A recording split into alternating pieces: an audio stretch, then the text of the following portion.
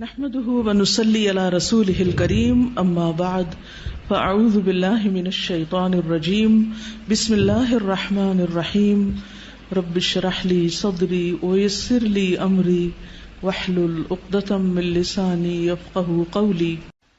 ایک حدیث میں آتا ہے کہ قیامت کے دن ایک آواز دینے والا آواز دے گا، عقل والے لوگ کہاں ہیں؟ عقل والے کہاں ہیں؟ لوگ پوچھیں گے کہ عقل والے کون ہیں؟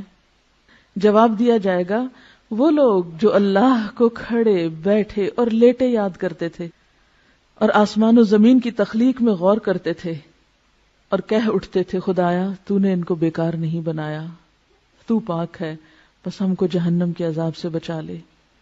یہ ہیں عقل والے جن کا ذکر ان کے اندر فکر پیدا کرتا ہے کہ یا رب آخرت کے عذاب سے بچا لے، یعنی وہ سارے غور و فکر کے نتیجے میں اللہ کی عظمت اور ہیبت کے قائل ہوتے ہیں، فوراً ان کو اپنی آخرت اور انجام کی فکر ہونے لگتی ہے۔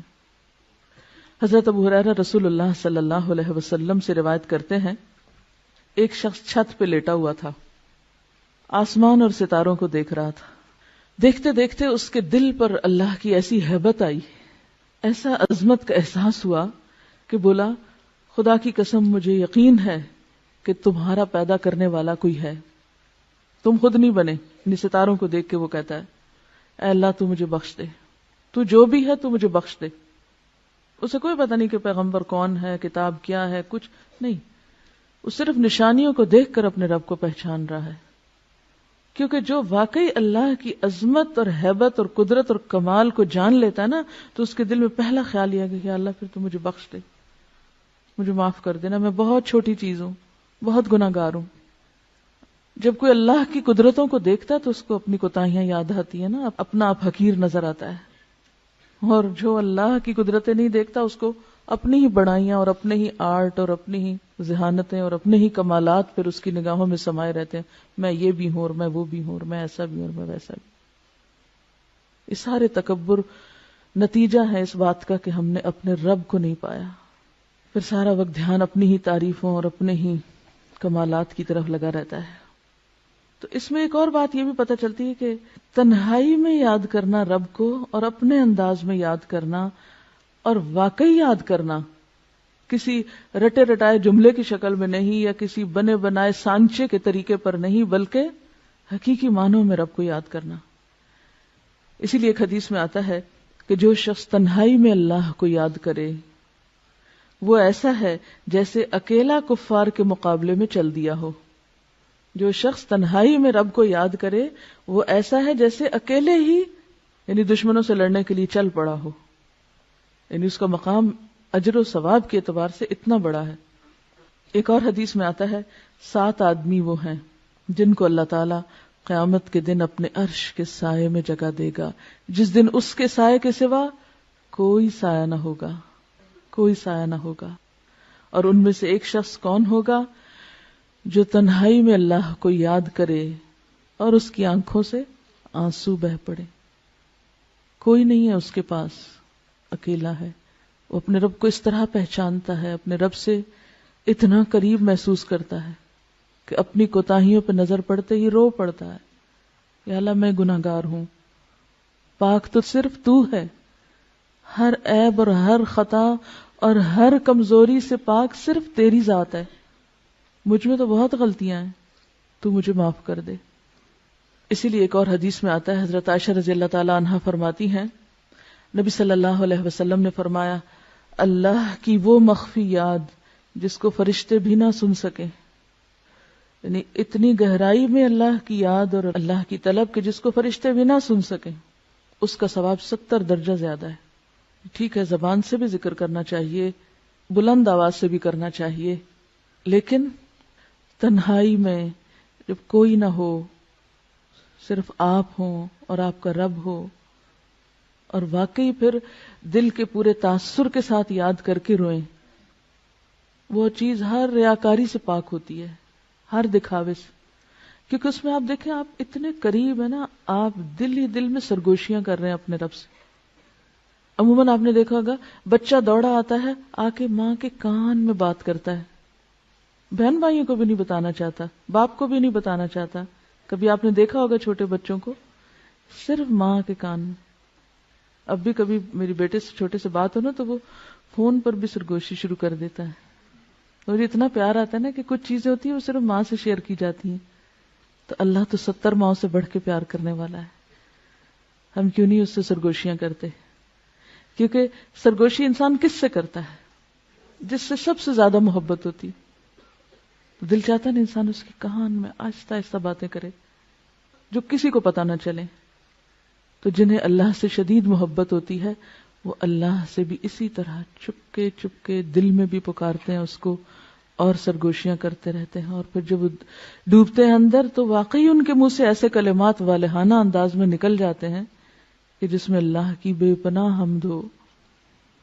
عبادہ بن صامت نے آپ سے روایت کیا ہے رسول اللہ صلی اللہ علیہ وسلم سے کہ بہترین ذکر خاموش ذکر ہے، یعنی جس میں اللہ کی یاد ہے اور غور و فکر بھی اللہ کی تخلیق پر ہو رہا ہے. اور بہترین رزق وہ ہے جو کافی ہو، کفایت کرے. ایک حدیث کے مطابق آپ نے فرمایا اللہ کو ذکر خامل سے یاد کیا کرو. پوچھا کہ ذکر خامل کیا ہے؟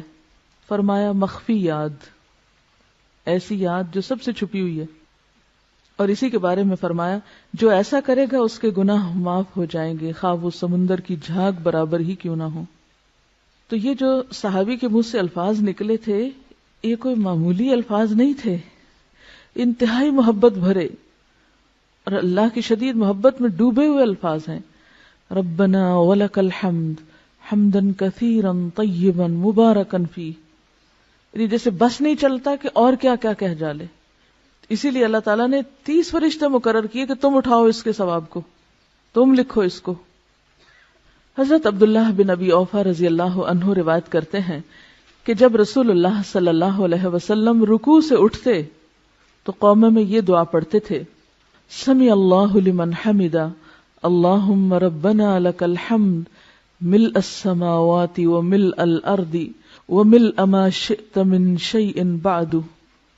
اللہ نے سن لی اس بندے کی بات جس نے اس کی تعریف کی. اے ہمارے اللہ، اے ہمارے رب، تیری ہی لیے ساری تعریف ہے، آسمان و زمین اور ہر اس چیز کے بھراؤ کے برابر جو تو چاہے.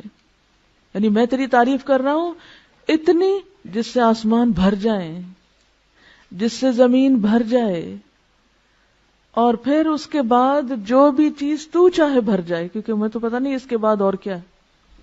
ہم تو آسمان و زمین ہی کو جانتے ہیں نا، بس یہی نام آتے ہیں، ہمیں کیا پتہ ان آسمانوں کے پیچھے کیا ہے. اور آپ نے بہت سی چیزیں ایسی پڑھی ہوگی کہ آج کے دور میں بھی جو لوگ کائنات کا مشاہدہ کرتے چلے جا رہے ہیں ان میں سے بعض نے تو بالکل گھٹنے ٹیک دیے کہ ہم جتنا آگے جا رہے ہیں ہماری جہالت میں اتنا اضافہ ہو رہا ہے. تو اسی لیے آپ صلی اللہ علیہ وسلم کس طرح اللہ کی تعریف کرتے تھے، وَمِلْءَ مَا شِئْتَ مِنْ شَيْءٍ بَعْدُ، کہ اللہ اس کے بعد اپنی تعریف سے تو جس چیز کو چاہے بھر دے، وہ تیرے علم میں ہے کہ وہ کیا کچھ ہے. حضرت ابو سعید خدری رضی اللہ عنہ فرماتے ہیں کہ رسول اللہ صلی اللہ علیہ وسلم جب اپنا سر رکوع سے اٹھاتے تو یہ دعا پڑھتے تھے ربنا لک الحمد ملء السماوات والارض وملء ما شئت من شيء بعد اهل الثناء والمجد احق ما قال العبد وكلنا لك عبد اللهم لا مانع لما اعطيت ولا معطي لما منعت ولا ينفع ذا الجد منك الجد. اے ہمارے پروردگار، ہر قسم کی تعریف صرف تیرے لیے ہے، آسمانوں اور زمین اور ہر اس چیز کے بھراؤ کے برابر، یعنی ہر وہ چیز بھر جائے جو تو چاہے. اور بندے نے جو تیری تعریف اور بزرگی کی وہ تیرے لائق ہے، وہ تجھے زیبا ہے. ہم سب تیرے ہی بندے ہیں. اے اللہ، کوئی روکنے والا نہیں اس چیز کو جو تو نے دی، اور کوئی دینے والا نہیں اس چیز کو جو تو نے روک دی. اور دولت مند کو دولت مندی تیرے عذاب سے نہیں بچا سکتی. کسی کی دولت اور دنیا کی نعمتیں اسے اللہ کے عذاب سے نہیں بچا سکتی. اللہ کو کسی کی دولت کی کوئی پرواہ نہیں. کس قدر خوبصورت الفاظ ہیں تعریف کے یہ، لیکن ہم اپنی لا علمی کی وجہ سے ان سے محروم ہیں. مجھے بھی تھوڑا ہی عرصہ پہلے 2 سال پہلے